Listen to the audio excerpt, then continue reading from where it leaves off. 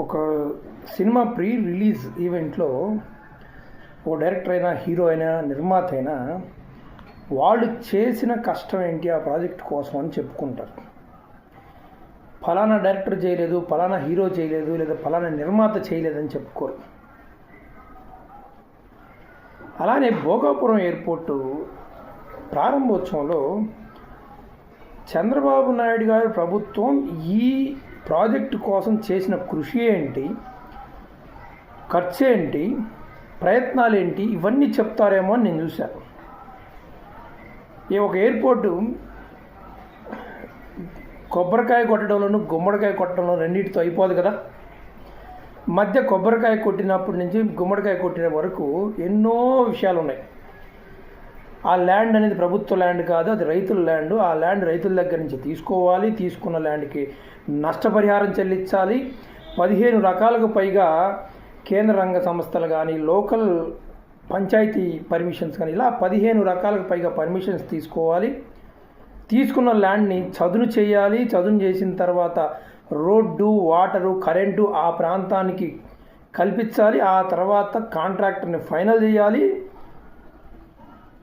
Once contractor PPP విధానంలో contractor final అయిన తర్వాత ఇక ప్రభుత్వాలకి ఫైనల్గా అయిపోయిన తర్వాత గుమ్మడికాయ కొట్టడానికి తప్ప ఇక మధ్యలో ప్రభుత్వానికి వచ్చిన ఇబ్బంది ఏమీ లేదు.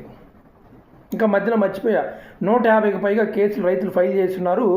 ఆ కేసుల్ని విత్డ్రా చేయించాలి, వాళ్ళ సఖ్యత పరిచి ఇన్ని కొబ్బరికాయ కొట్టడానికి, గుమ్మడికాయ కొట్టడానికి మధ్యలో ఇవన్నీ చెయ్యాలి. మరి చంద్రబాబు నాయుడు గారు కొబ్బరికాయ కొట్టిన తర్వాత 2 నెలలు కూడా ఆయన అటు ఇటుగా 2 నెలలు కూడా ఆయన ముఖ్యమంత్రిగా లేడు. ఒకవేళ ఉన్నా కూడా ఆపద్ధర్మ ముఖ్యమంత్రిగా ఉన్నారు.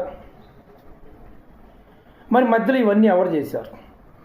మరి చంద్రబాబు నాయుడు గారు 5,000 ఎకరాలకు శంకుస్థాపన చేస్తే 2,700 ఎకరాల్లో మాత్రం ఎందుకు నిర్మాణం జరిగింది?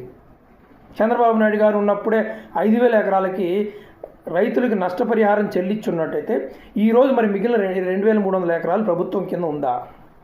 లేదు కదా. ఆయన దిగబోయే ముందు ఫిబ్రవరి 2019 ఫిబ్రవరి 13వ తారీఖు కేవలం 500 ఎకరాలకి 28 లక్షల చొప్పున కాంపెన్సేషన్ ఇవ్వాలి అని ఒక జీవో ఇచ్చారు. డబ్బులే ఇచ్చినట్టుగా కూడా ఏం తెలియదు, ఇవ్వాలి అని ఒక జీవో ఇచ్చారు అంతే. ఆయన కాంట్రిబ్యూషన్ ఏంటి అని అంటే, ఒకవేళ ఇచ్చుంటే ఆ 500 ఎకరాలకు మాత్రమే ఆయన ప్రభుత్వం కాంపెన్సేషన్ వచ్చి ఉండొచ్చు అంతే.